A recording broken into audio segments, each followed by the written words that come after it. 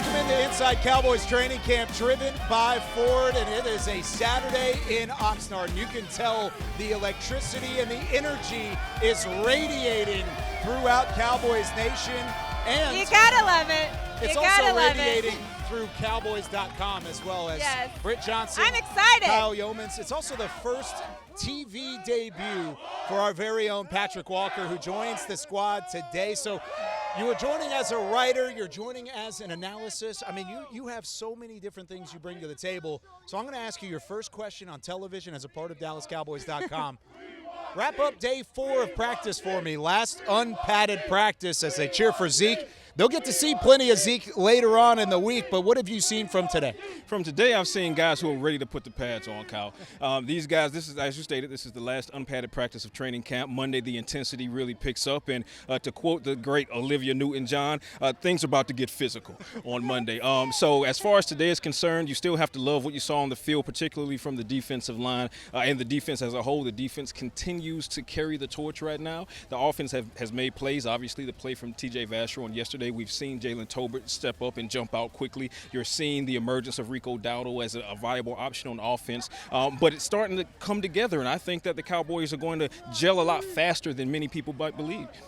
Well, you are new to our media team, but what newcomers are impressing you on the football field? Right now, I'm going to go 2 for 2. Let's do 2 on offense and 2 on defense. And the first couple on offense, I mentioned Jalen Tolbert. Obviously, he's off to the races. Another guy I think a lot of people need to look at is going to be Dennis Houston out of Western Illinois. Dennis Houston, he has a great skill set. His separation, his footwork is impressive. You look on the defensive side of the ball, I'm going with John Ridgway right now. Much more of a road grader. Would like to see a little bit more finesse in his game. However, the skill set that he brings to the table, the reason why the Cowboys gave him a 5th round or used a 5th round pick on him, he has that in spades. I think he's going to be a bulldozer for the Cowboys. Also, last but certainly not least, Marquise Bell out of FAMU, Florida A&M University, the safety. He went undrafted, but he was highly coveted. I think he's going to make some waves, and Coach McCarthy alluded to that in the press conference a couple of days ago, basically saying that Bell is off to the races, and he's probably going to impress some people. Now, before we wrap up here on this first segment, I want to ask, you mentioned the physicality, and these guys are really chomping at the bit to get the pads on. What can we expect on Monday when they finally do have them on the shoulders? It's going to be a lot of clicking and a lot of clacking. When you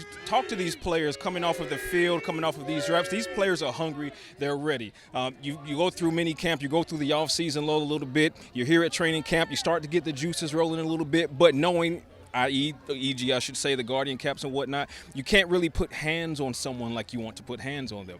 That's going to change on Monday. On Monday, they get to make the hard hits, so to speak. They get to really start to put their presence or put their footprint on practice on a day-to-day basis, and that's really what I'm excited about. I'm excited to see what these defensive players can do once they're allowed to put hands on the offensive players. I should say everyone except those with the red jersey on. Never touch the red jersey. Can't touch the quarterbacks, and, of course, there won't be any of that even when the pads come on. Patrick Walker joining us for the first time on Inside Cowboys Training Camp. But when we come back, Britt goes one-on-one with Jonathan Garibay, half of the kicker competition going on at the moment here in Oxnard. Inside Cowboys Training Camp, presented by Ford, is brought to you by AT&T, official sponsor of the Dallas Cowboys. Sleep Number, the official sleep and wellness partner of the Dallas Cowboys. And by Ford F-Series, the best-selling truck in Texas.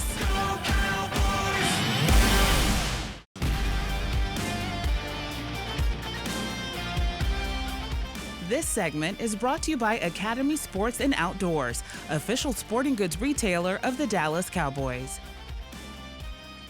Fans still lining the fences following a back-together Saturday in NFL movement, and, of course, the final padded practice, or unpadded practice, I should say, for the Dallas Cowboys as we welcome you back in to Inside Cowboys Training Camp. Now, Britt, Jonathan Garibay, of course, one of 2 kickers on the roster at the moment. There's a lot of uncertainty around that position, but he's really embracing his opportunity. Well, you know, one thing that I am certain of is I have never seen fans so excited about an undrafted rookie ever, but he went to Texas Tech. A lot of people know him. He's kind of a little local, I guess, to the Texas area.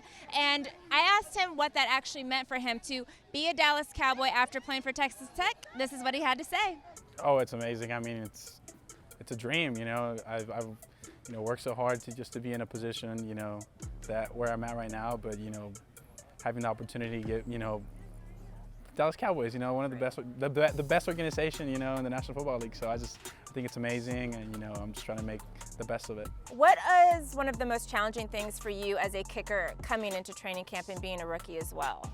I think it's just kind of, you know, being able to, I guess you can say in a way, just grow up faster. You know, there's a big age gap between me, the punter and the snapper, you know, Jake and Brian, but I mean, honestly, I take everything, you know, kick by kick, you know, trying to go 1 for 1. I mean, every kick is different. Every kick has its own little things, but, you know, you don't think about the overall, you know, I want to go 30 for 30. No, it's just like 1 for 1, and that's it, you know. And if you make one, forget about it. Go to the next one. You miss one, forget about it. Go to the next one.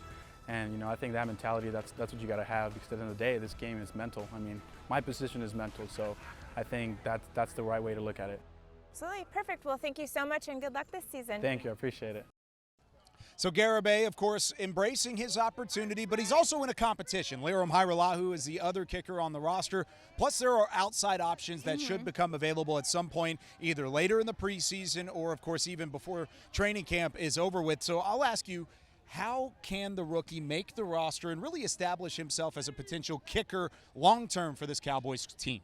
Well, long-term, and he spoke about it in the interview about his mental, and kicking is a big mental thing. Today, he was 4 of 8 kicking. This was actually one of the first times I really saw the kickers kicking a lot today, so I think that that's going to play into it. Maybe he's getting the nerves out. Fans obviously add a different energy to it, so I think we'll see in the next couple of weeks how he does, but 4 and 8's not going to really make it. Yeah, it's been a little bit of an up and down, but like you said, limited action. It's only day 4. There's plenty of time for both Liram Hajrullahu and Jonathan Garibay to find a rhythm in terms of the kicking game. So even if they didn't have the best day today, they can certainly find that along the way as well. But, I mean, as you can see behind us, the fans have been absolutely incredible. I mean, just an electric atmosphere. It's Saturday. It's been a packed crowd since we arrived here in Oxnard. We've got plenty more to come. How about yesterday? Did TJ Vasher put himself in a good spot moving forward in terms of the young wide receivers on the depth chart? This segment was brought to you by Academy Sports and Outdoors, official sporting goods retailer of the Dallas Cowboys.